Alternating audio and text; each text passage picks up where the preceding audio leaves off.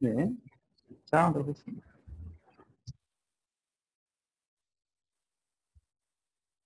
이 데이터 시각화 부분인데, 이제, 여기서, 이제, 넘어갑니다.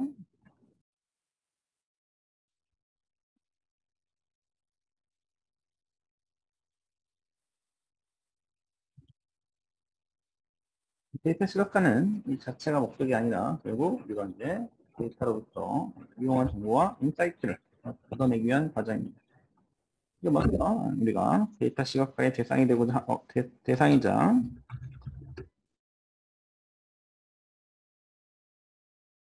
이 얻고자 하는 어떤 그런 궁극적인 목표, 정보, 통찰의 개념을 정리하고,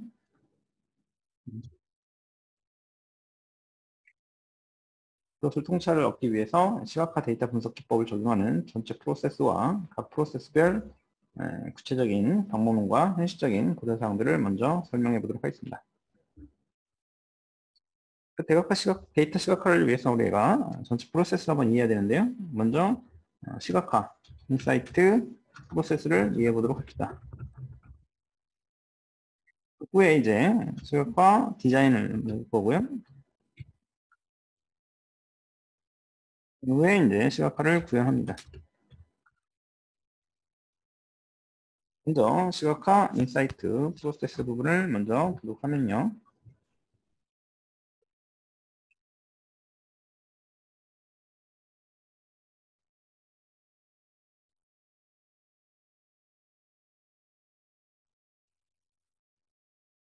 데이터 시각화는 이 자체가 목적이 아니라 결국 데이터부터 유용한 정보와 인사이트를 얻어내기 과정이기 때문에 인사이트 프로세스 및 통찰을 바라보는 관점에 대해 한번 소개해 볼 거고요. 시각화 인사이트 프로세스란 뭔가, 그리고 탐색 단계와 분석 단계와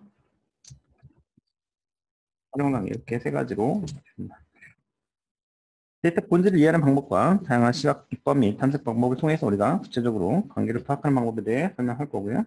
탐색을 통해 제한한 범위 안에서 구체적인 수치 분석을 해야 하는 경우 우리가 고려사항과 이때 활용할 수 있는 시각화 기법을 한번 보도록 하겠습니다. 차단 통찰을 활용할 때 이용할 수 있는 그 시각화 기법과 고려사항들을 설명하고 활용을 통해서 통찰을 보다 발전시키고 확장시키는으로써 우리가 시각화 인사이트 프로세스의 순환 구조를 만드는 것을 보도록 하겠습니다. 인사이트라는 것은 뭐 통찰이기 때문에 여러분이 쉽게 할 수 있는 단어고요. 우리가 이제 트렌드를 검색하죠, 그죠? 그래서 뭔가 구글 트렌드나 네이버 트렌드에서 우리가 검색을 하게 됩니다. 그래서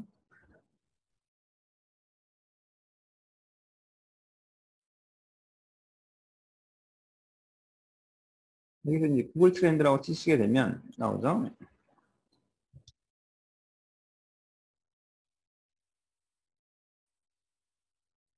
근데 우리가 어떤 주제에 대해서 코로나 요즘에 코로나에 대해서 이렇게 치게 되면 상당히 많은 단어가 나올 겁니다.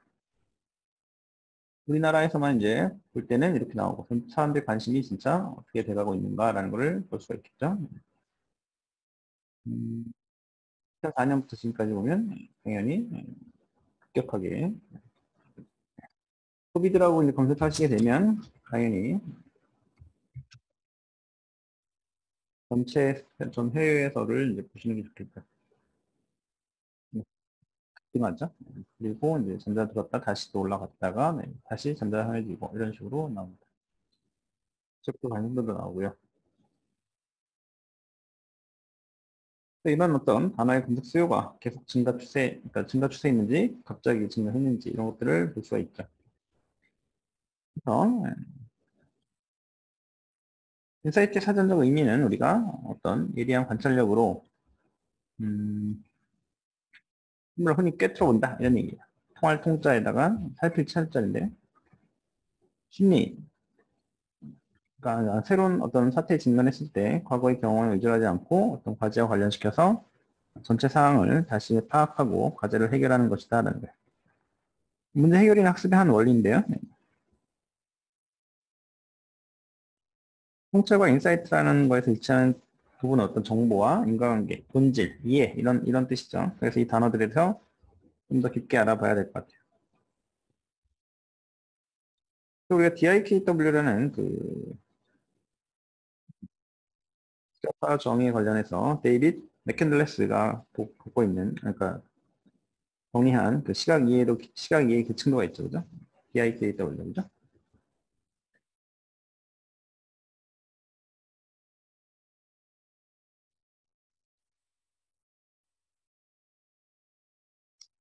먼저 시각화 인사이트 프로세스를 하고 있고요. 여기서 시각적 이해의 유계도를 먼저 보도록 하겠습니다.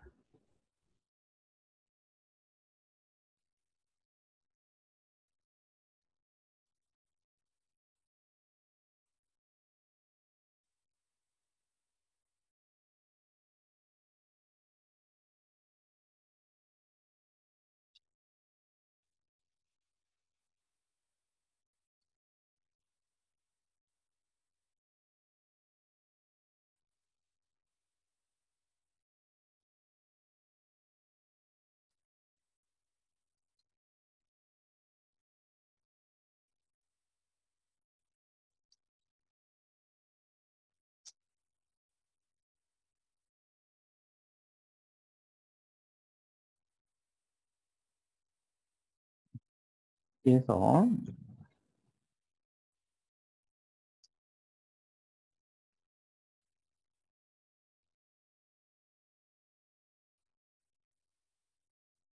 뭐 이런 거 많이 보셨을 거예요, 그죠?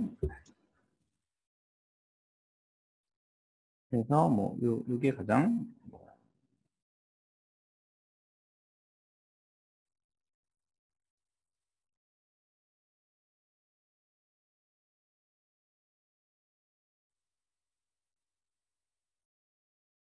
뭘 보시죠, 그죠? 데이터 간의 연결고리를 찾아서 우리가 관계가 생성될 때 정보가 된다라는 거죠. 이 정보가 보다 상위 개념에서 관계를 맺고 조직화됐을 때 우리가 지식이 되고요. 이때 정보들을 있는 관계는 데이터들을 연결시켜서 그 데이터를 연결시킬 때와 관계와는 달리 상위 개념의 상위 개념의 연결고리인 경우가 많아요. 이 정보들을 우리가 DIKW다라고 하죠. 이 정보들이 인간의 삶과 어떤 형태로 연결고리를 맺고 있는지가 중요합니다. 이 지식의 단계에서 인류가 그동안 축적해온 총체적인 정보가 조직적으로 재구성돼서 새로운 의미가 도출되고요. 지혜는 이제 지식들이 개인의 경험, 사고, 감정, 이런 체계와 결합되고 관계를 맺을 때 구조화돼서 결합이 됩니다. 따라서 지혜는 개인화된 지식으로 볼 수가 있고요. 누군가의 지혜를 이해하고 습득하려면 정보들의 결합만으로는 부족하고 그 사람들과 정보들 사이의 관계와 그 배경에 대해서 이해할 필요가 있습니다.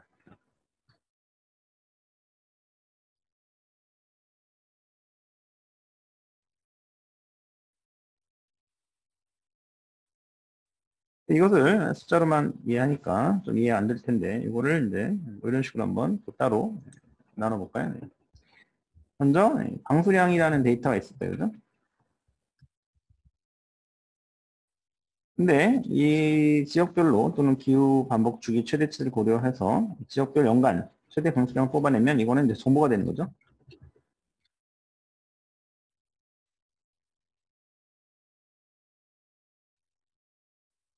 이거는 이제 A 마을의 어떤 방수량과 지형 조건, 배수 시설 등의 정보를 고려한 관계고요. 그래서 이제 지식이 될 만하면은 어떤 수혜 대책, A 마을의 어떤 수혜 대책.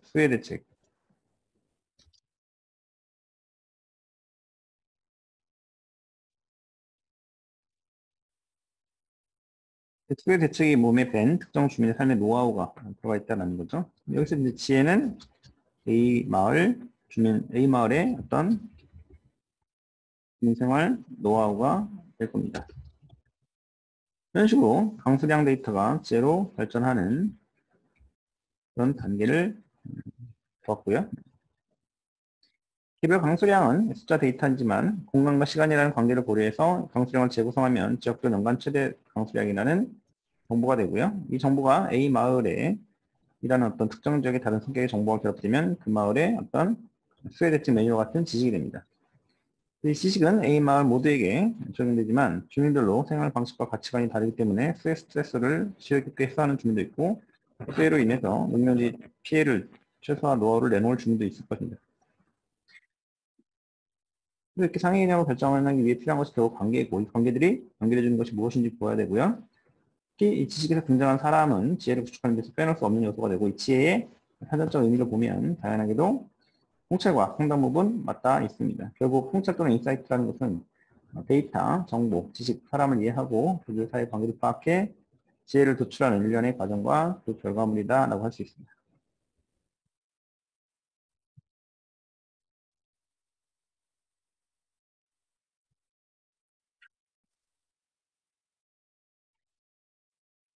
그래서 이제 우리가 데이터를 이제 확인하고 이 데이터 핸들링 하는 부분에 대해서 보도록 하겠습니다. 그리고 우리가 직접 이제 이 파일에서 데이터를 핸들링 해보는 거를 이제 해보도록 하겠습니다.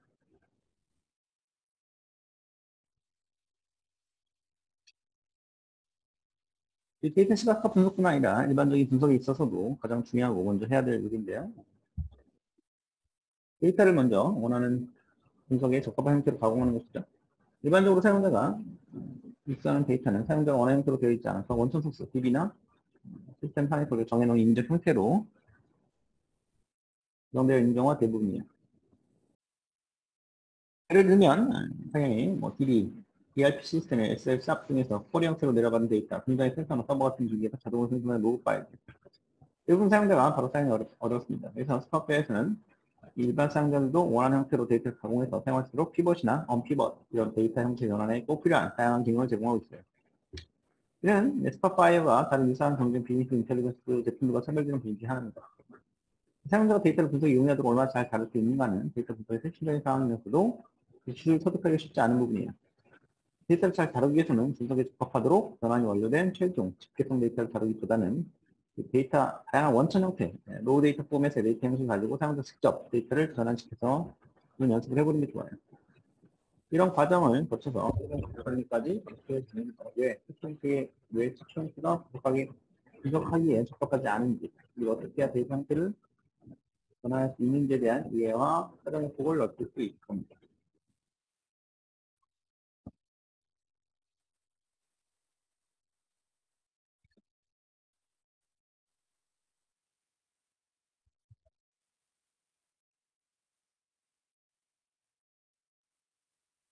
근데 우리는 이제 마킹으로 데이터 핸들링 하는 것들을 볼 수가 있었고요. 여기서 이제 데이터 부분이 살짝 있죠. 그래서 먼저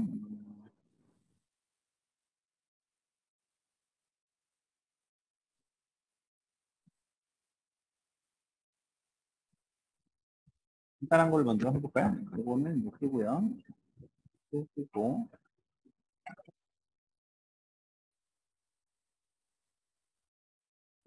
데이터 중에 주전에 가져왔던 것 중에서 선정도가 되어 있는 것들을 뭐 서방 데이터 가져갑시다.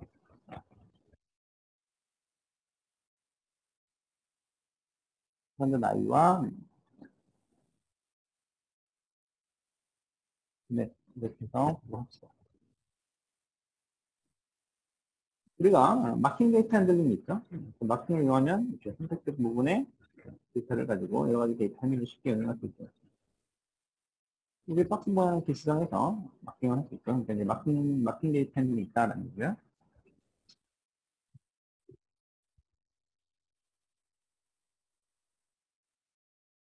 마킹한 부분을 취소하고 싶으면 취소를 누르면 되죠. 마크된 행, 그래서 마크 취소. 일반적으로 마취를 그냥 빅문항 클릭하는 게 제일 빠르죠. 단전은 마킹한 부분과 마킹하지 않은 부분을 서로 바꾸고 싶으면 마킹하지 않은 부분은 나머지 부분을 마킹하고 마킹한 부분을 해제하고 싶다는 거죠. 마크된 행, 단전을 누르시면 됩니다.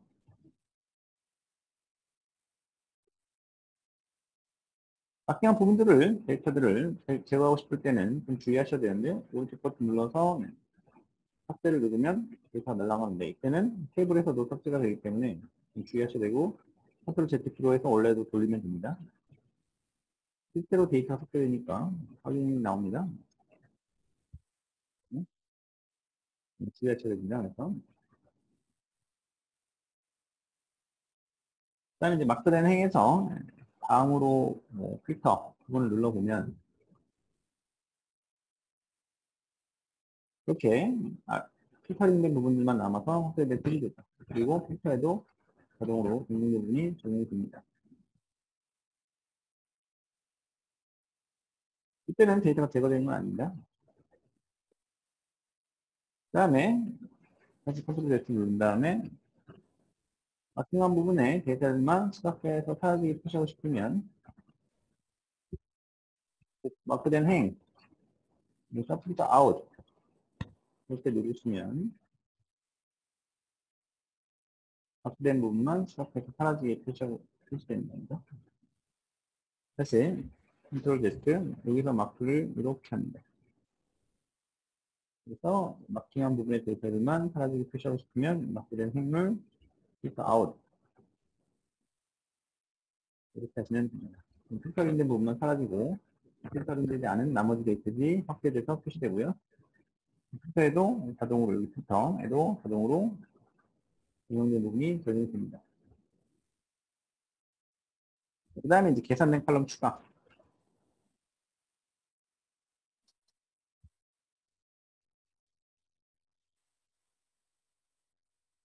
지청 스팟 파일에서 로드한 데이터 테이블에 포함된 컬럼만으로는 필요한 연산을 수행할 수 없거나 필요한 시각화를 만들 수 없는 경우가 있을 때는 기존 컬럼들 간에 기존 컬럼들 간에 산술 논리 표현식을 사용해서 원하는 새로운 컬럼을 만들어 쓸 수 있습니다. 산술 논리 표현식을 써서 원하는 새로운 컬럼을 만들 수 있는데 이와 같이 어떤 새로 만들어진 컬럼을 계산된 컬럼이다. 계산된 컬럼은 다른 컬럼과 마찬가지로 취급해서 다른 모든 분석 과정에서도 우리가 적용할 수 있어요. 스팟바이에서는 엑셀처럼 기본적으로 사용하는 많은 함수를 제공하고 있는데 만일에 사용자가 특수한 알고리즘을 가지고 있다면 스팟바이에서 제공하는 API를 이용해서 비주얼 스튜디오 .NET 프로그램을 개발하고 함수에 등록해 사용하는 수도 있어요. 이 부분의 데이터 부분에 계산된 칼럼 추가라는 게 있고요. 설정창이 나오죠. 그죠? 여기서 사용 가능한 컬럼은 새로운 컬럼을 만들기 위해 기존 컬럼을 선택하는 부분입니다.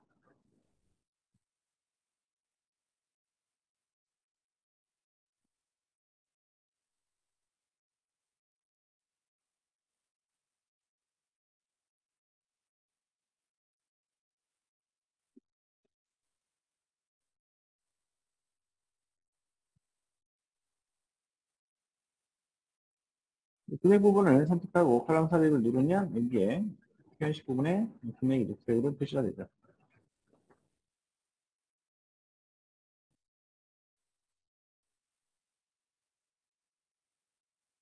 함수는 사용자가 원하는 수식을 선택하는 부분입니다. 사용자가 원하는 수식을 선택하는 부분이고요. 함수 삽입을 눌러서 표현식 부분에 해당 함수가 표시됩니다.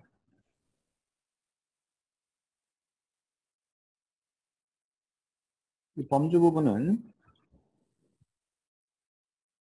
이 수식의 종류를 알고 있으면 여기서 원하는 범주를 미리 설정할 수 있는데요.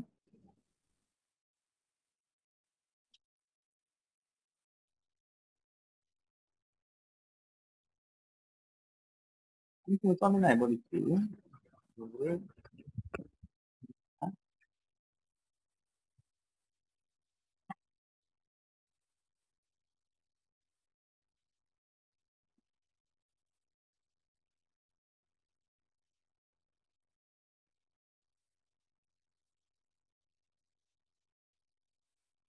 설명이 나타납니다. 표현식 부분은 이렇게 컬럼과 계산을 실제로 사용하는 표현식이 실제로 사용자가 직접 입력할 수도 있는 부분입니다. 사용자가 계산에 사용된 컬럼 이름이나 함수 이름을 알고 싶으면 이 사용 가능한 컬럼이나 여기 함수에 있는 메뉴 버튼을 이용하지 않고도 직접 여기다 직접 입력해도 돼요. 그죠? 만약에 이 표현식이 완벽하지 않으면 에러가 표시될 거고요. 빨간색이 나타날 거예요. 그런 식으로, 그죠? 금액에다가 뭐 더하기, 항목명은 좀 그렇고, 네. 그래서 성을 삽입하면 이렇게 들어가죠. 그죠? 네.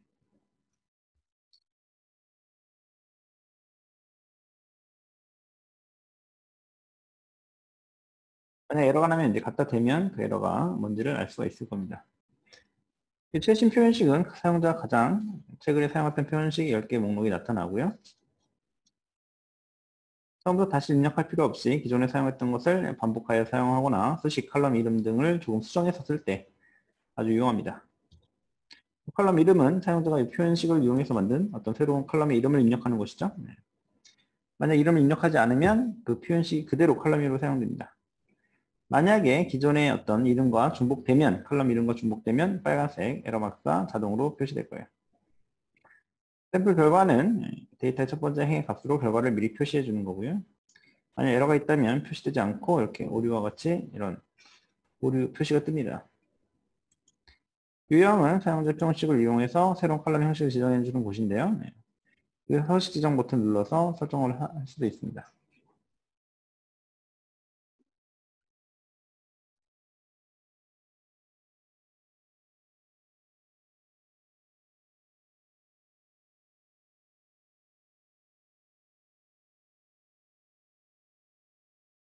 이제 한 칼럼 추가에 대해서 한번 해보도록 하겠습니다.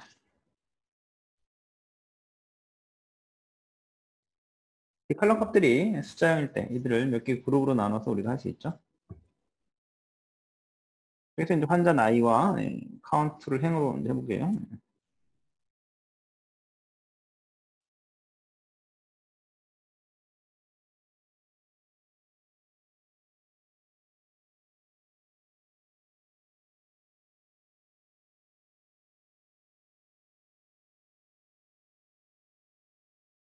그거를 이제 히스토그램으로 바꿔보겠습니다. 막대 그래프로 바꿔서 해볼 거고요. 이거는 끄고 이거를 처방 데이터로 하고 여기를 환자 나이로 하고 여기서 생카운트 이렇게 했을 때 이거 저기 뭐야 막대기 어떤 외관을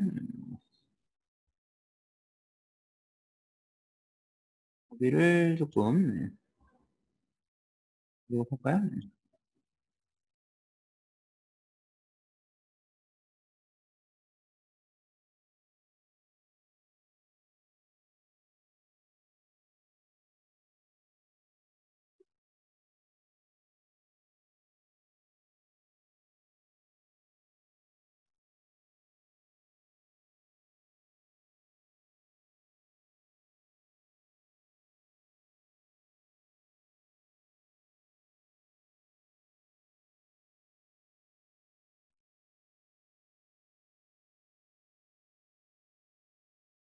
분명히 막대 그래프인데 X축에는 이제 환자 나이가 있고 Y축에는 나이 행 카운트가 막대로 표시되어 있어요. 그래서 X축의 환자 나이를 10개 그룹으로 나눠서 한번 표시해 볼 텐데요. 먼저 마우스 환자 나이라고 표시된 부분에 X축의 칼럼 선택기에 가져다 놓고 왼쪽 버튼 눌러요. 그러면 오른쪽 상단에 저장한 칼럼 환자 나이 이 부분에 저장함에 여기 칼럼 자동 저장이라는 거 체크박스 클릭하면 그리고 이 닫기 버튼 누르면 됩니다. 결과 이 막대 그래프가 다음과 같이 표시됩니다. 제목에 히스토그램 환자 나이, 히스토그램 환자 나이라고 표시되고 X축에 슬라이더가 나오죠. 그래서 슬라이드를 움직이면서 원하는 구간대로 조정을 할 수가 있습니다.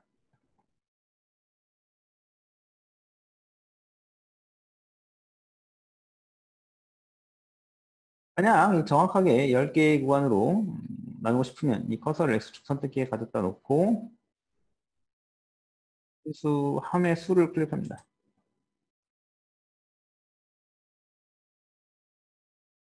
이 함인데 빈인데 그러니까 수를 몇 개로 할 건지를 이제 한 여기서는 10개로 한번 해볼까요? 네. 정확히 10개만 나오죠. 이번에는 사용자가 원하는 방법으로 그룹화한 범주값으로 칼럼을 만들어서 새로 만들어서 이용하는 방법을 알아보도록 할게요. 이 방법이 주로 일반적으로 이용되는데요. 데이터에 여기 함 칼럼 추가를 누르시면 함 칼럼 추가 설정 창이 나오고요. 이 함 칼럼 추가 칼럼 이름이 있고요.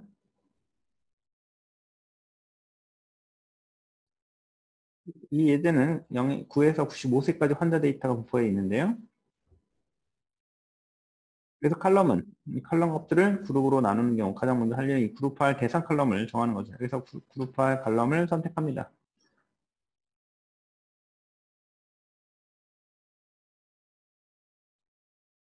I로 이제 선택하고 저장한 메서드는 5가지 옵션이 있는데요. 원하는 그룹화 방법을 선택하는 거예요. 첫 번째 특정 제한이 있고요.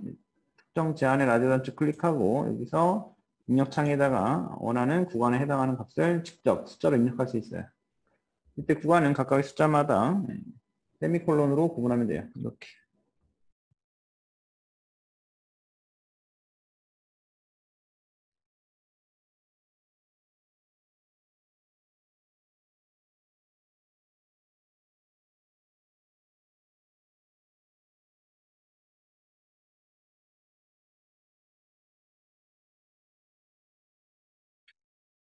상대하는 그렇게 하면 되고요.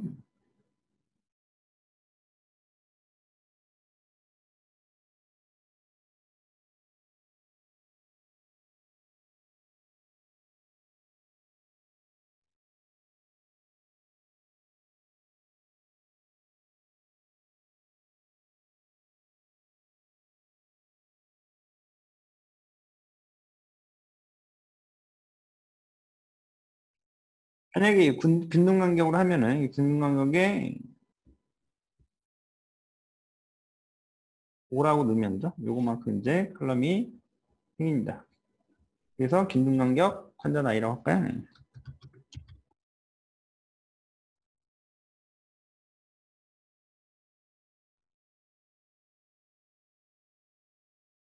이렇게 그러면 데이터를 보시면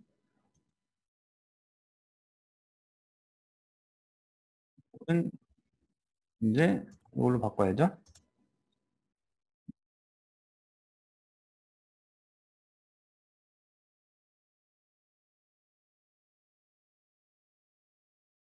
이렇게 보면 이제 이렇게 아까는 암 환자 나이가 있었고 우리는 이번에는 균등 간격 환자 나이 이렇게 추가가 되는 걸 볼 수가 있습니다. 우리가 했던 것들이 여기 칼럼이 추가가 되는 거죠.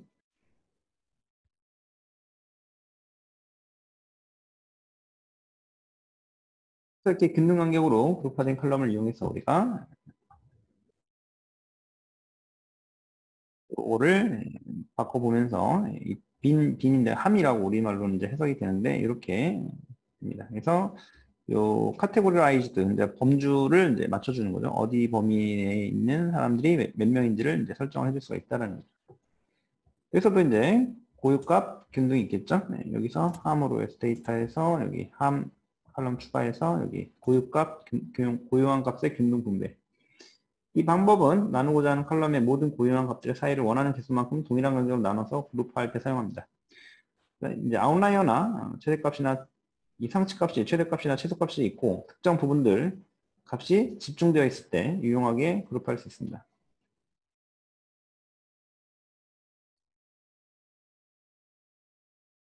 여기서도 5로 하고 네.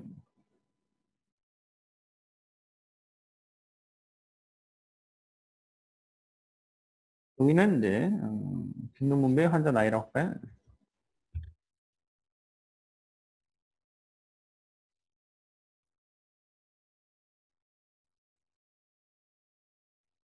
이렇게 하면 또 여기 이렇게 칼럼이 추가가 되는 것을 볼 수가 있습니다. 이 부분이죠? 이렇게 추가가 됐죠? 네.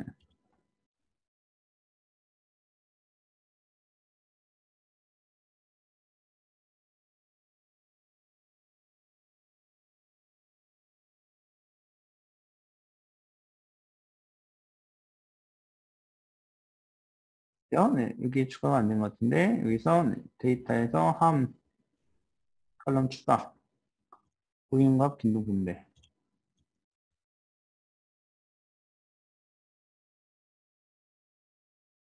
빈도 분배 환자 나이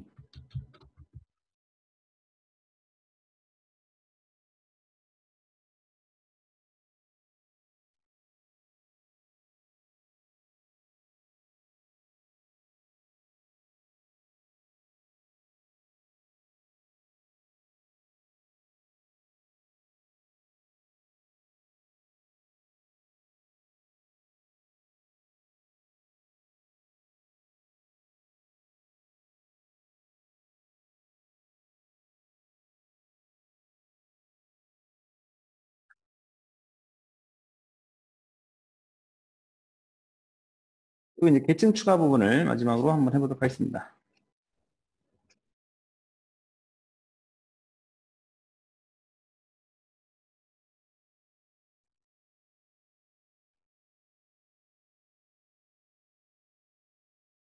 여기까지 하고 좀 쉬었다가 또 이어서 하도록 하겠습니다. 계층 추가는 다음에 좀 진행하겠습니다. 네.